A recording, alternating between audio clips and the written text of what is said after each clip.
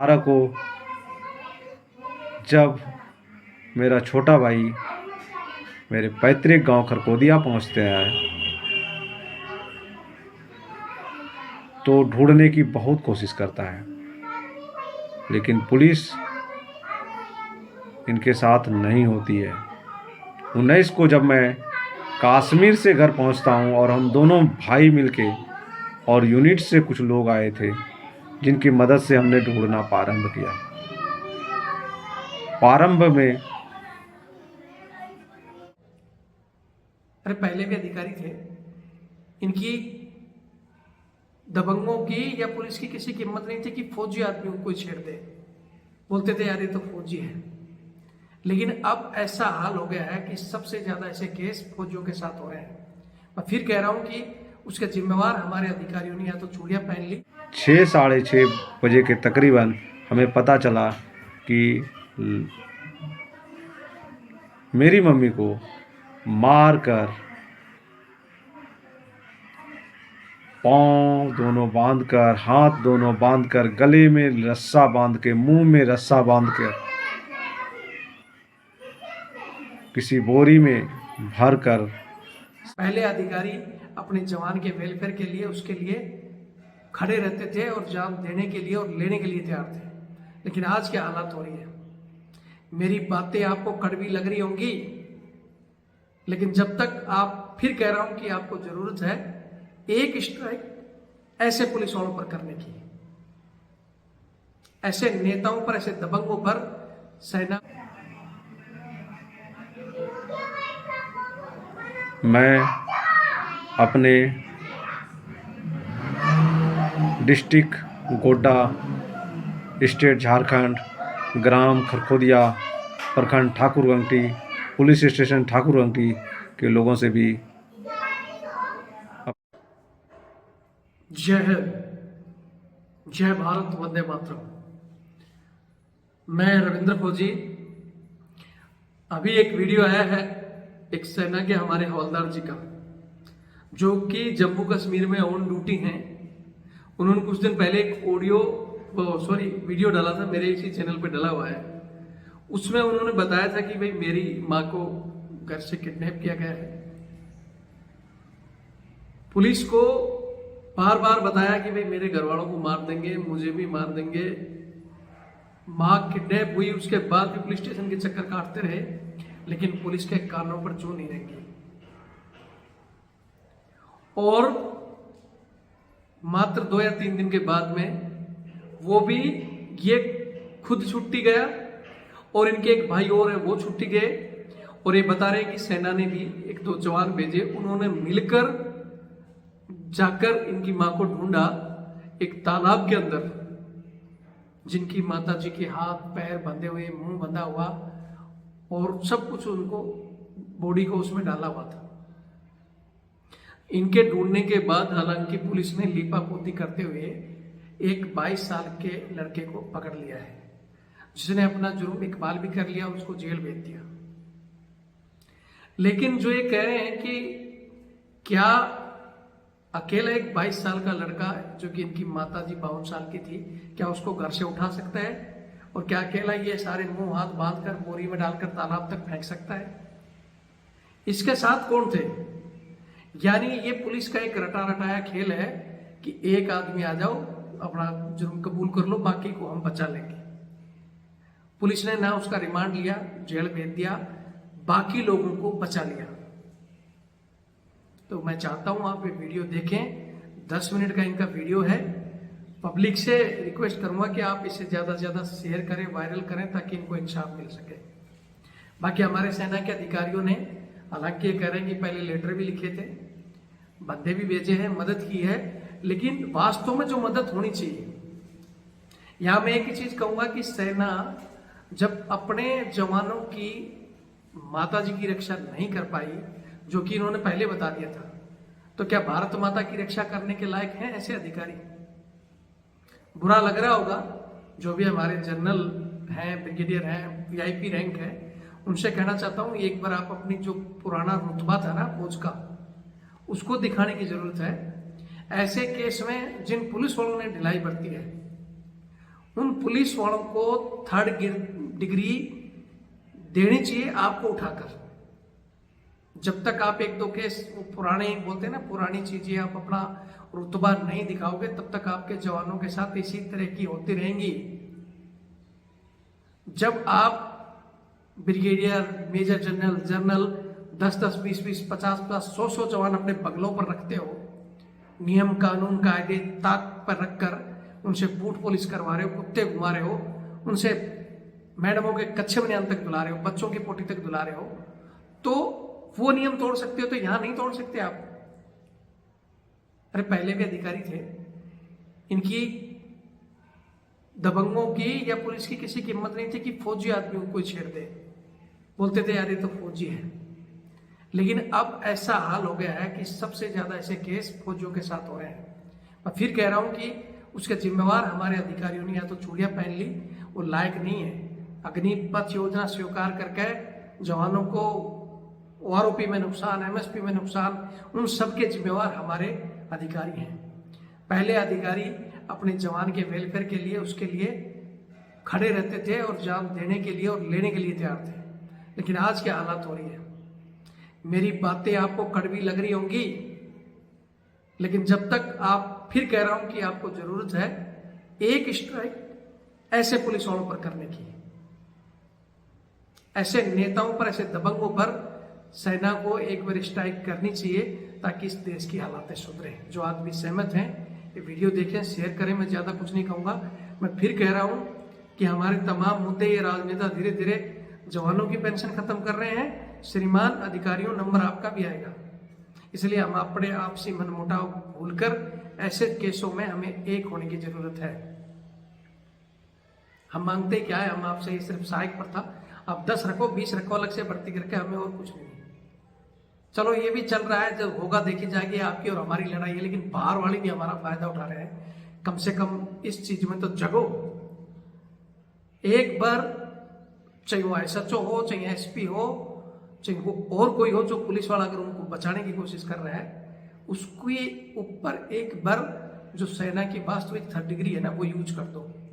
इनका पिछवाड़ा एक बार लाभ नहीं करोगे ना, मेरी बातें बुरी लग रही होंगी, माता बहनें भी जुड़ी हैं, लेकिन मैं फिर कहता हूं कि कई बार लातों के भूत बातों से नहीं मानते हैं। ऐसे लोगों को सबक सिखाने के लिए हमें वो सेना का रुद्र रूप दिखाना होगा जो किसी जमाने में था, जो किसी जमाने में ब्रिगेडियर बोलते थे ना, फिल्मों में जैसे दिखाया गया सूर्यदेव सिंह, तो वो बनना होगा आपको। वीडियो देखें, शेयर करें। जय हिंद, जय भारत, वंदे मातरम। और फिर कह रहा हूं, ऐसे पुलिस वालों और दबंगों को मजबूर मत करो। सेना अपने रुद्र रूप में, या पहले फौजी अपने फिर रूप में आएंगे ना, तो या तो फिर कोई पान सिंह बनकर तुम्हें सुधारेगा, पान सिंह तोमर बनकर, और या कोई ब्रिगेडियर सूर्यदेव सिंह जैसा जो जवान को सब कुछ पावर देकर एक बार सुधारेगा। तब ये दबंग और ये पुलिस जो इनकी चाल अभी टेढ़ी हो रखी, तब वो सीधी होगी। जय हिंद, जय भारत, वंदे मातरम।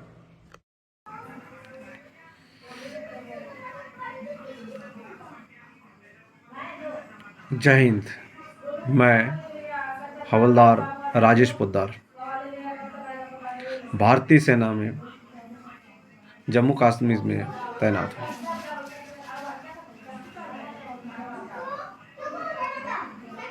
मैंने कुछ ही दिन पहले पूरे भारतवासियों से अपनी जान माल की हिफाजत के लिए मदद मांगी थी।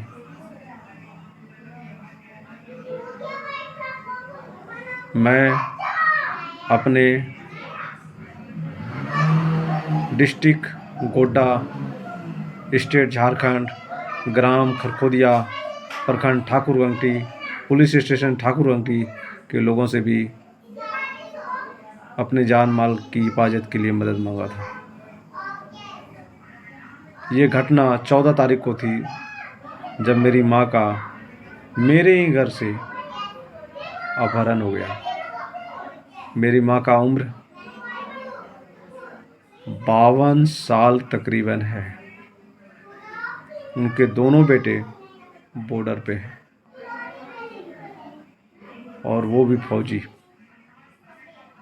पुलिस से लगातार 14 तारीख से ही गुहार लगाता रहा कि श्रीमान हम दोनों बॉर्डर पे हैं और हमारी माँ मेरे घर से ही गायब हो गया है।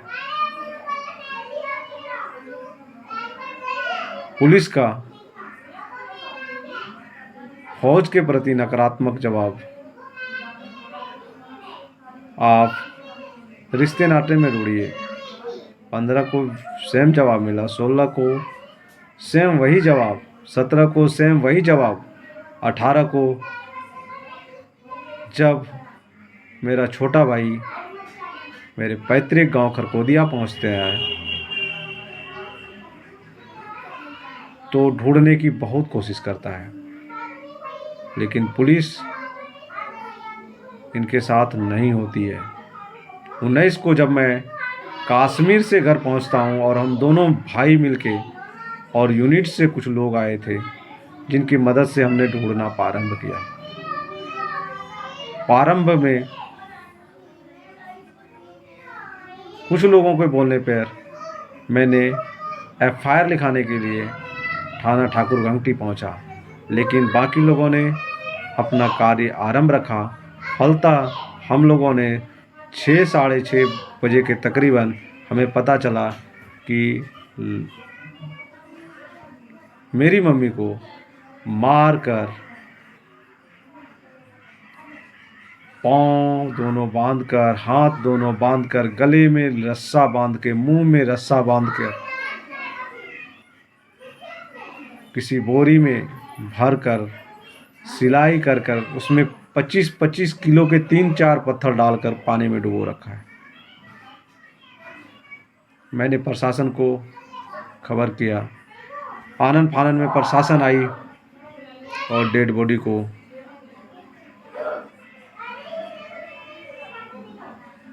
निकाला गया।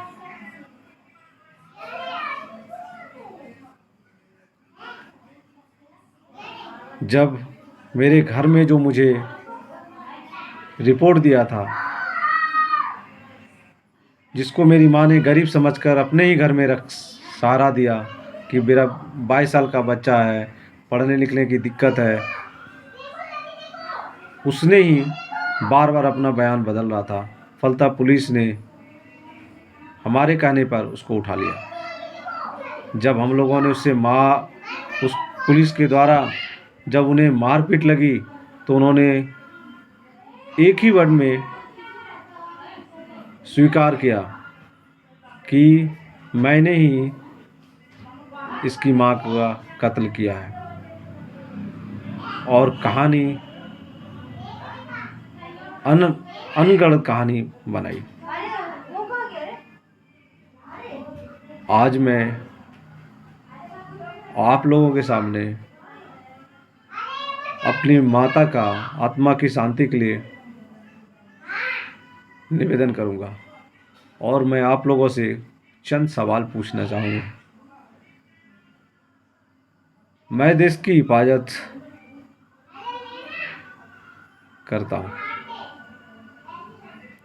क्या जिनके 2 बेटे बॉर्डर पे हैं उनकी माँ के बारे में, उनके बूढ़े माँ बाप की हिफाजत क्या पुलिस इतनी मुस्तैद से करती है? बार बार आग्रह करने के बाद भी उसकी खोज पड़ताल इस तरह से किया जाता है? क्या फौजी बॉर्डर पर रहकर भी अपना और घर पर भी जाकर अपना परिवार का रक्षा कर सकता है? कुछ मुल्ता सवाल जो है, जो बॉडी रिक्रूट हुआ,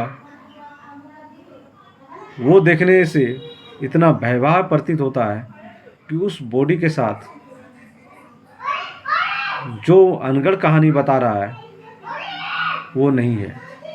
उसको लगातार प्रताड़ित किया गया था, उसके मुंह में रस्सा बांधा गया था, उसके हाथ में रस्सा बांधा गया था, उसके गर्दन में रस्सा बांधा गया था, उसको दोनों पाँव में रस्सा बांधा गया है, उसके पीठ को जर्जर मार मार के जर्जर कर दिया गया था, उसके पीछे के हिस्से में सर पे लक्कड़ से मारकर ब्लड कर दिया गया था। लेकिन जो कल्पिट है वो बोल रहा है कि मैंने सर पे डंडा मारा और उसके मुंह पे तकिया डाल दिया, जिससे उसकी मौत हो गई। पुलिस को भी ये कहानी कुछ अनपढ़ सा लग रहा है, लेकिन पुलिस न जाने किसके दबाव में बिना पूरा इन्वेस्टिगेशन किए, बिना उसकी बढ़िया से रिमांड लिए उस बंदे को जेल भेज देता है। वो लड़का 22 साल का लड़का जिसका खुद का वेट 35 साल 36 साल है, वो बोलता है कि हम एक लेडीज को मार कर, उठा करके, बोरा में भर करके, पत्थर डाल करके और घर से 2 किलोमीटर दूर ले जाकर फेंक देता है, जो कि कुछ सही नहीं लगता है। बहुत सारे ढेर सारे सवाल इन पर उठते हैं, लेकिन पुलिस पर फोर्स डालने पर पुलिस बोलती है कि वह अपना जुर्म कबूल कर लिया, और पुलिस वाले ने 12 घंटा में इस मुकाम को अंजाम दिया है। मैं पूछना चाहता हूं कि फौजी घर से ड्यूटी से जाकर अपनी मां को रिक्यूव करता है, फौजी पुनः तहकीकात करता है, क्रेडिट कौन लेता है? पुलिस। इंसाफ किसे नहीं मिलता है? जो जद्दोजहद करके हर काम करता है। मैं अपने भारतवासियों से, जनमान्य लोगों से, प्राइम मिनिस्टर से, राष्ट्रपति से, सीएम महोदय झारखंड सरकार से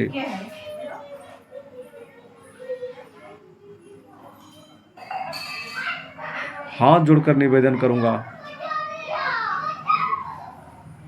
और ये मांग करता हूं कि हम फौजी को समुचित न्याय मिले। ये 22 साल का लड़का किसी भी तरह से इस घटना को अंजाम नहीं दे सकता है। मेरे घर का हर एक सामान, मेरे माँ की कागज, बैंक ड्राफ्ट, पैसे, ज्वेलरी, घर में हर कोई कीमती सामान उठा लेता है, लूट लेता है, लेकिन गांव के बगल वाला कोई आवाज़ भी नहीं होता।